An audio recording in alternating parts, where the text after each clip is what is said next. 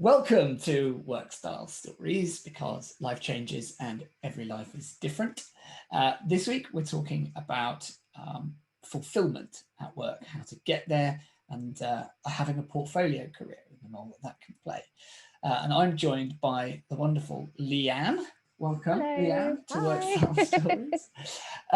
For our generous, burgeoning audience, would you mind just telling us who you are, where you come from, and what you do?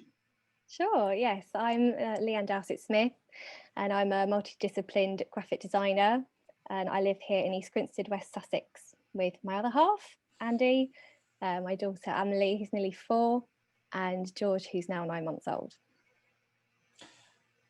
Amazing, quite the setup. A multidisciplinary graphic designer. So just tell me, what does that mean? Well, it's almost a bit of jack of all trades. So I can take my hand to digital design, coding, web design, and then print as well, and also motion graphics. So quite a variety of things, and social media. So I dip my toes in quite a few things.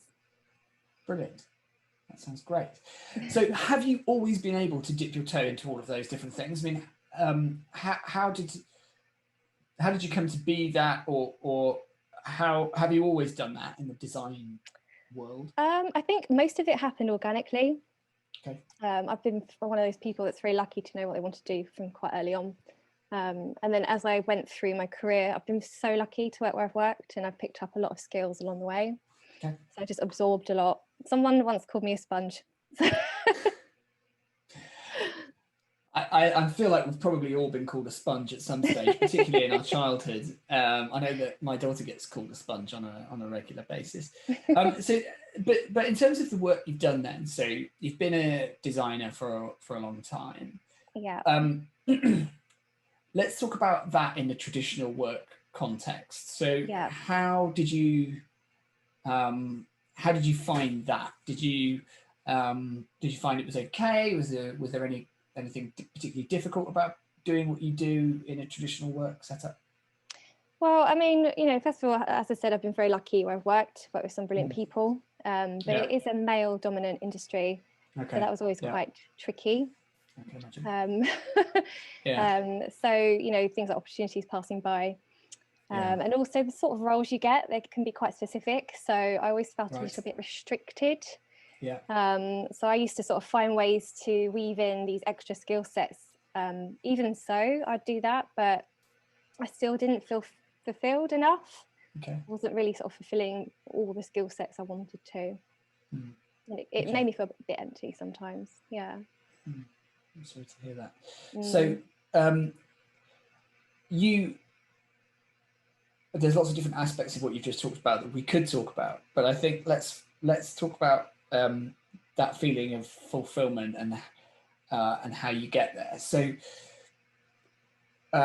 what have you done sort of differently or over time to change that feeling, or was there anything that happened whereby you just thought, you know what, I'm going to change the way I do this, the way I do what I do, to make myself more fulfilled, happier, or better at my work?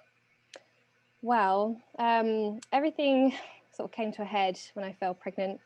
I unfortunately suffered birth trauma and subsequently PTSD.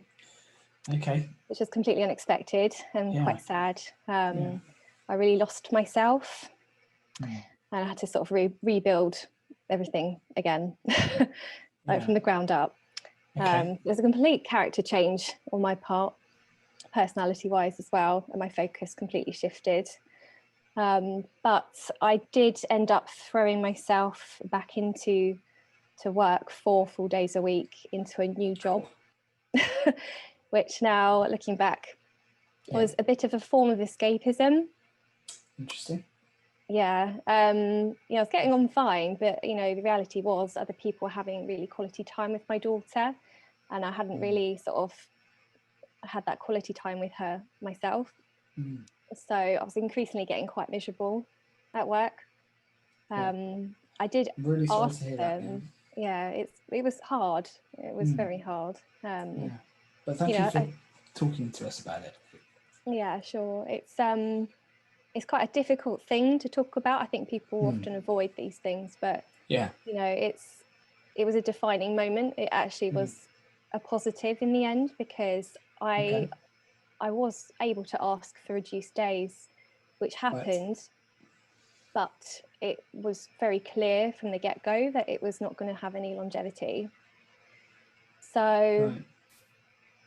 it then changed again when I fell pregnant with my second. Okay. So So it what was, happened then?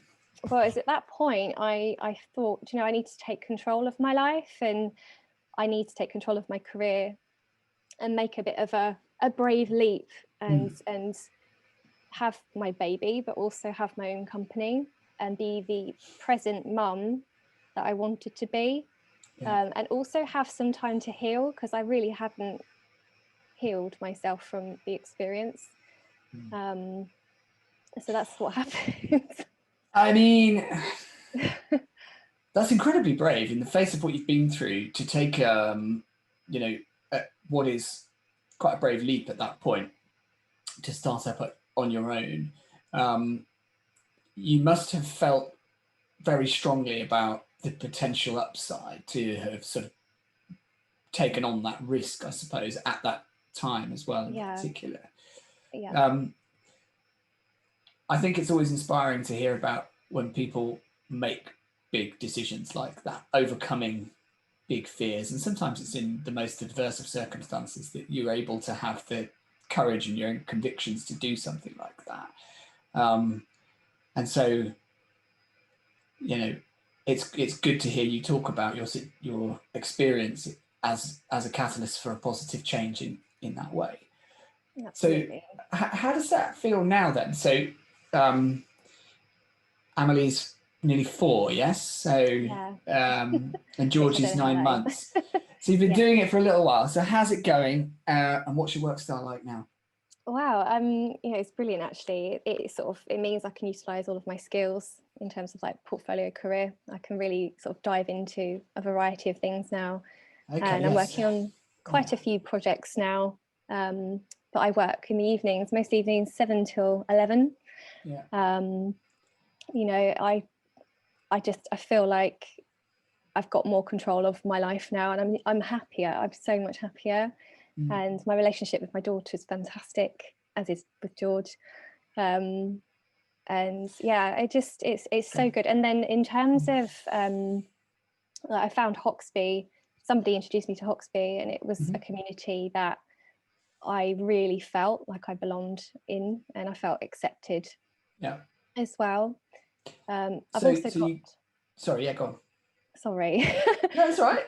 I've also got time now to on the side of this to help other women in the same position as me. So I'm going through the Fantastic. NHS to be an expert by experience to help other mothers. Yeah. And then the other thing I'm doing as well is I'm setting up some sort of Q&A workshops for startup businesses as well. So there's a lot going on for me now, and I feel like I'm sort of discovering more skills as well on top of the other ones I had. I think So that's amazing. And it sounds yeah, like what you're doing, being able to, unlock all of the multidisciplinary natures of your design work, all aspects of your capability, but also you as a person and your experiences and turning those to your work as well, and what you're doing with the NHS there. That's absolutely brilliant, and something that Workstyle can enable, and a portfolio career can enable as well, in terms of achieving a greater sense of fulfillment, doing things with purpose, and applying more of your whole self to your work. I think that's inspirational stuff, Leanne. Thank you very oh, much thank for you.